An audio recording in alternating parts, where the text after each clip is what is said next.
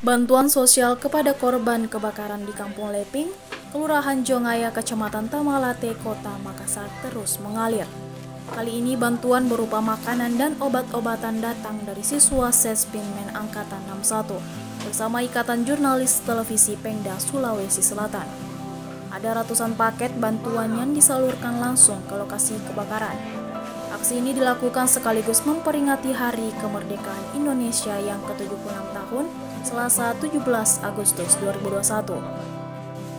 Peserta didik Sesbinmen Angkatan 61 Kompol Diari Astetika mengatakan, kegiatan sosial ini menindaklanjuti edaran Kapolri Jenderal Listio Sigit. Hari Kemerdekaan Republik Indonesia ke-76, kami dari Sartik Sesbinmen Angkatan 61 bersama rekan-rekan dari Ikatan Jurnalis Televisi Indonesia berbagi dengan masyarakat atau keluarga yang terdampak dari kebakaran di lokasi Jalan Muhammad Tahir ini. Jadi sesuai dengan program Polri Peduli, kami pun melakukan bakti sosial yang dibantu oleh rekan-rekan dari IJTI Sulsel. Sini ada berapa banyak yang diberikan?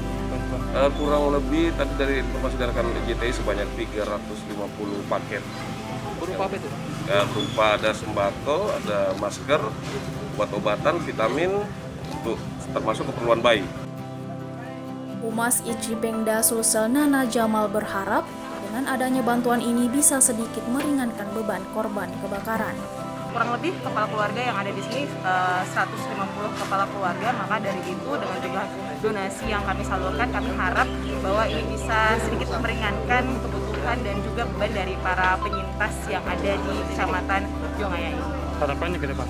Harapannya ke depan tentunya kita mengharap bahwa kegiatan-kegiatan seperti ini yang juga memang merupakan salah satu bentuk kegiatan dari IJTI Pemda Sulsel untuk bidang sosial dan kesejahteraan ini bisa terus berkelanjutan dan juga bisa bekerjasama dengan berbagai stakeholder lainnya. Jadi dari IJTI Pemda Sulsel ini sendiri bukan hanya turun sebagai petugas untuk bisa meliput kejadian yang ada di lapangan, tapi juga bisa mengambil bagian dari hal-hal baik yang ada di lokasi tersebut.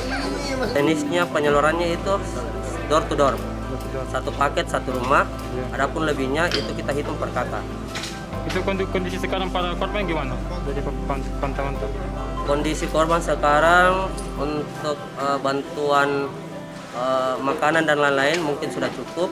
Yang sekarang dikhususkan itu lebih ke recover, ada dalam bentuk alat masak ya, alat masak dan alat makan. Ini para korban dia mengungsi di mana saja? Mengungsi di lokasi. Diketahui, kebakaran hebat terjadi pada Rabu 11 Agustus 2021. Kebakaran itu menyebabkan 110 rumah hangus terbakar. Para korban kebakaran saat ini masih mengungsi di lokasi kebakaran.